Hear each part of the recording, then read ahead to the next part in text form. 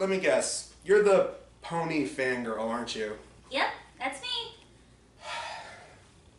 Now, what exactly are you doing in this hotel room? I was going to do a review for this week while my future self is off at some Doctor Who store. Oh yeah, Doctor Who North America. The Doctor fanboys and fangirls have raved about that place. A second.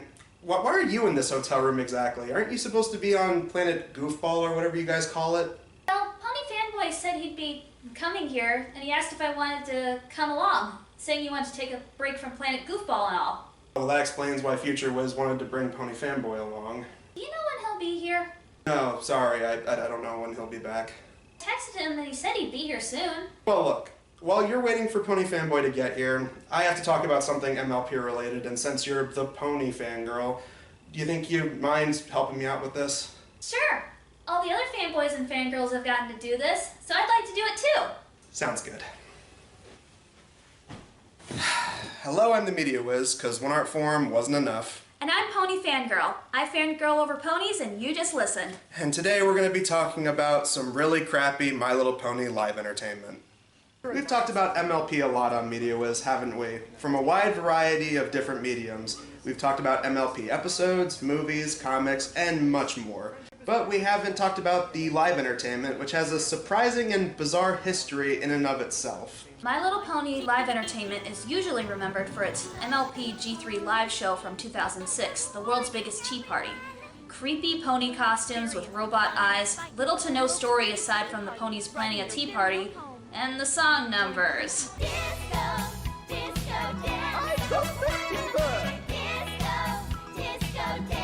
Somebody actually thought it was a good idea to make a live show for 3-year-olds that included pony-themed song parodies of Shake Your Booty and Disco Duck. This actually happened! But Pony Fanboy already reviewed that, so if you want to see someone suffer through that already, check that video out. Once G3 went out the door and Friendship is Magic rolled around, there were surprisingly little live entertainment connected to it.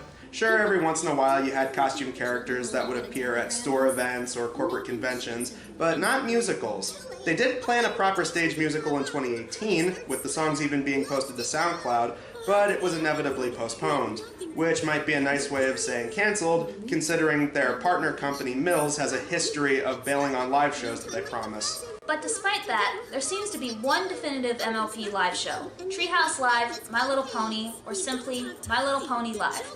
Lasting from 2011 to 2013, the show did not have any involvement from the series' creative staff, as Lauren Faust and Jason Thiessen admitted to having nothing to do with it. And while Hasbro gave their approval, they're not the ones to blame for this. No, the ones behind this show are the children's entertainment company Kitamo, with sponsorship from Play-Doh? And unlike World's Biggest Tea Party, which Hasbro completely endorsed, had it done in a world-renowned theater, featured camera crews, and even got an official DVD release long after MLP G3 was even a thing, this did not get the same kind of treatment. The only footage that seems to exist of this thing is handycam footage from everyday park visitors that was posted on YouTube. The G3 live show was all Hasbro's doing, but the G4 live show wasn't. Be very afraid, people. Be very afraid. This is My Little Pony Live.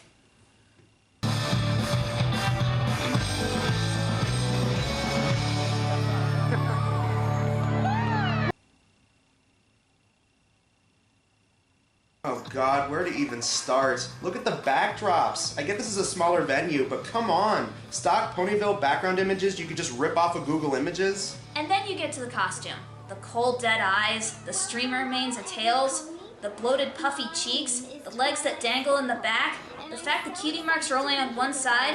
Whenever the characters move, it looks like the heads are headbanging or the bodies are bouncing up and down, like they're twerking. Oh god, don't put that image in my head. Oh no, humanized Applejack! No, get out of here!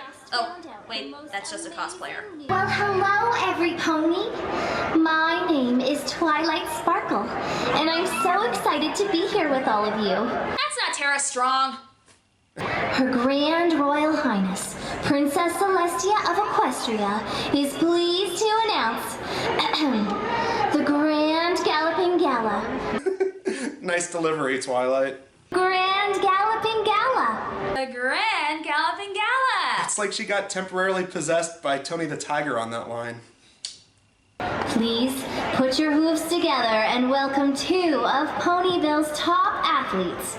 Be it on land or in the sky, two of my very best friends and yours. Please welcome Applejack and Rainbow Dash. I said Applejack and Rainbow. Not sure if actual mistake or if intentional. You think Rainbow Dash and Applejack had too much Applejack Daniels backstage? So Twilight says she'll look for her two friends as they launch into an awful live rendition of the theme song. Yeah, you thought the theme was painful before? Well, they somehow made it worse. The cameraman shows off more of these stellar backdrops as Applejack then waddles in. Why does she have two ponytails? And where's her hat? What's an Applejack without her hat?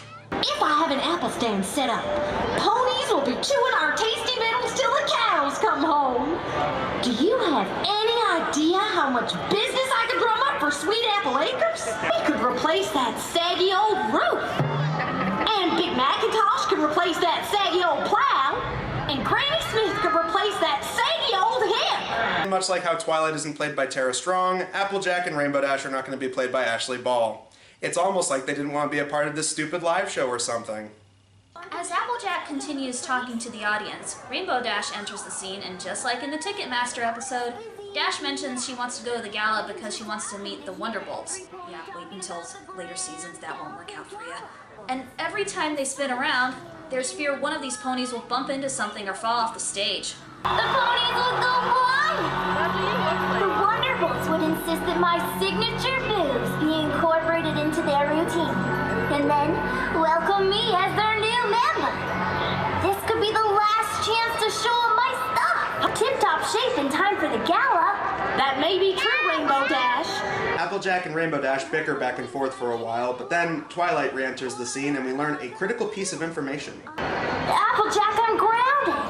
I hurt my wings and I can't fly. Then why are her wings sticking up if they're injured?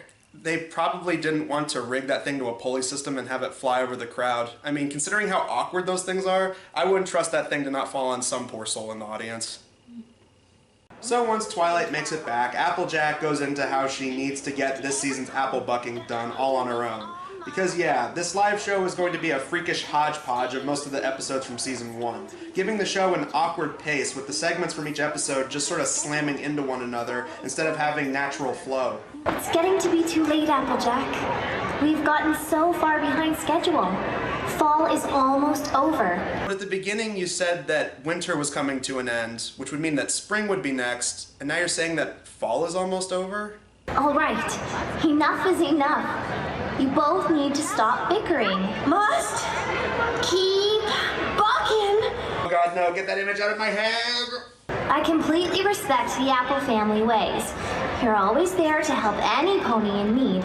So maybe you can put a little of your stubborn pride aside and allow your friends to help you? Okay, Twilight. I'm not taking no for an answer, what? Whoa, girls, you're making Celestia's acting in horseplay look outstanding in comparison. It is time for a new day in Equestria. But these three ponies can't do all the apple bucking on their own, so they ask the audience if they will help them. And just to make sure they can convince the audience, they launch into a song. And which song did they go with? Arguing's not the way. It's a shiny new day. So what do you say? You gotta share. You gotta care. Oh my god, I didn't even like the song when it was in the actual show. That's Pinkie Pie's song! Maybe this would make more sense if there was a Pinkie Pie in the live show, but since a lot of the songs in season 1 of this show were just throwaway Pinkie Pie songs, this just comes off really awkward. Man, I wonder what Pinkie would say if she saw them stealing her song. My thoughts exactly. All right, every pony. Now, it's time to help Applejack finish all of the bucking and picking of all the apples before it gets too cold and winter comes.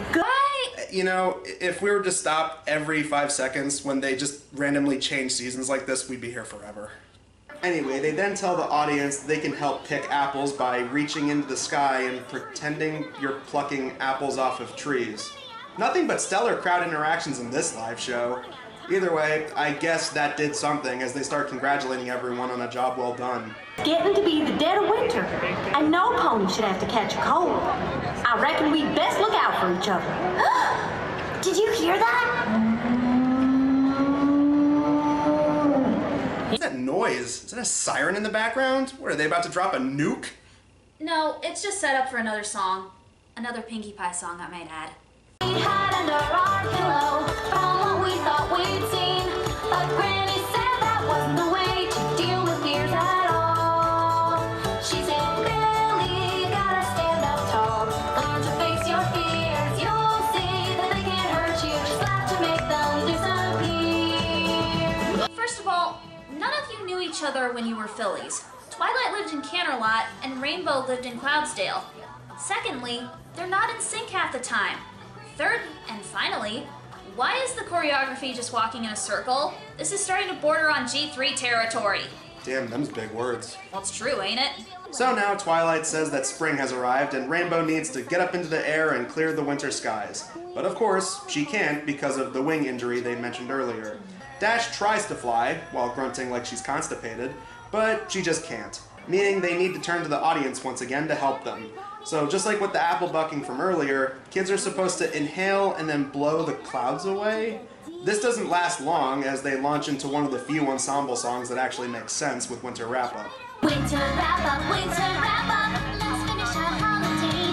Winter wrap up, winter wrap up. 'Cause tomorrow spring is here. 'Cause tomorrow spring is here. At least the singing's okay on this song. Well, once winter is successfully taken care of, the three ponies finally bring up the Grand Galloping Gala once again. But after all the help the audience has done for them, they say they don't want to go if their new friends can't go with them. If our friends can't all go, we don't want to go either. I have just received the most wonderful news from the princess. Ow! Spike wasn't there to belch up a scroll. Well, just like Ticketmaster, Celestia sends tickets to everyone, so now everyone can go to the gala! Yay! And because this thing has such a low budget, and it's almost over, the wardrobes don't change, and they don't even change the background for the one part where it probably would have made the most sense. And we get the last song of the show, one of the best songs from season 1, At the Gala. Like you'd expect, they sing all the verses, even the ones that are meant for the other three main 6 ponies.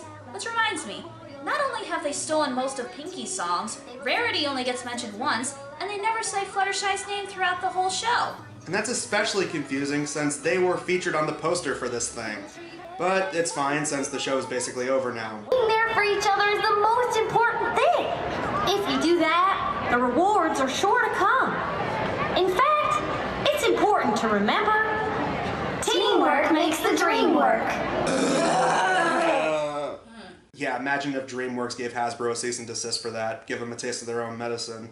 And as they waddle off stage, we see the people with their kids in the audience, and I guess there's one silver lining here. These kids seem to be having a good time compared to the kids that were in that Ninja Turtles Getting Down in Your Town live show. So that was My Little Pony Live. That really sucked. What can we say about this? It's easily one of the cheapest, laziest things related to Friendship is Magic, just to make a quick buck off of Hasbro's moneymaker at the time. I cannot think of anything that was officially put out with these characters that was this bad. It's up there with those old 90s Ninja Turtles live shows. It's that bad. The plot is lazy, just recycling highlights from season 1 awkwardly put together. The characters feel like G3 exaggerations of themselves.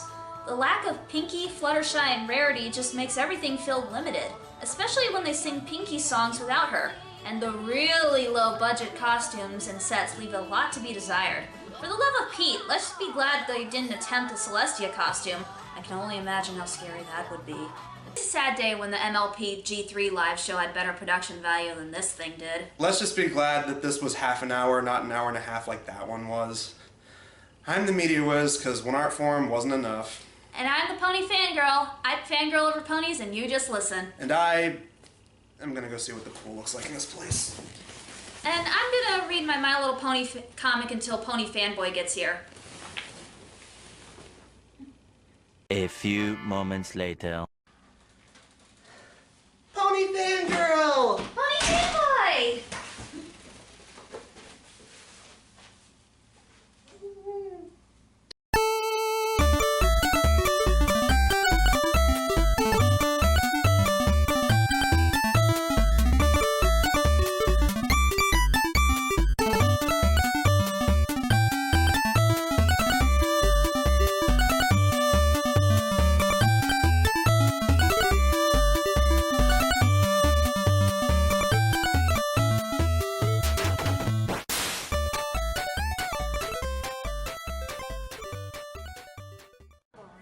every time they spin around, there's fear one of these ponies will bump into something or fall off the stage. Oh, come on, you don't think that would happen, do you?